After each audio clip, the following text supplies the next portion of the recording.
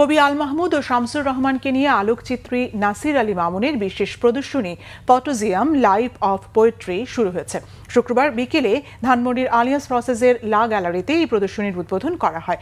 প্রধান অতিথি হিসেবে প্রদর্শনীর উদ্বোধন করেন প্রথম আলোর সম্পাদক মতিউর রহমান। অনুষ্ঠানে বিশেষ অতিথি হিসেবে বক্তব্য রাখেন ফরাসি রাষ্ট্রদূত জাঁ মার্ক সেরে শার্লেট ও বিশিষ্ট শিল্পী মনিরুল ইসলাম।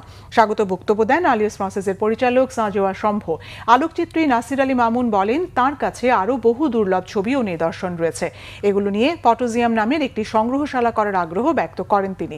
এজন্য সবার সহায়তা কামনা করেন নাসির আলী মামুন। প্রদর্শনীতে আলোকচিত্র রয়েছে 58টি, অধিকাংশই সাদা কালো। সেখানে দুই কবির তরুণ থেকে বৃদ্ধ বয়সের নানা রকমের প্রতিকৃতি রয়েছে। আছে অনেক ঘরোয়া জীবনের পরিবার পরিজনের সঙ্গে অন্তরঙ্গ সময় কাটানোর মুহূর্ত। 2 সপ্তাহের এই প্রদর্শনী চলবে 16 এপ্রিল পর্যন্ত। প্রতিদিন বেলা 3টা থেকে রাত 9টা পর্যন্ত প্রদর্শনী খোলা থাকবে।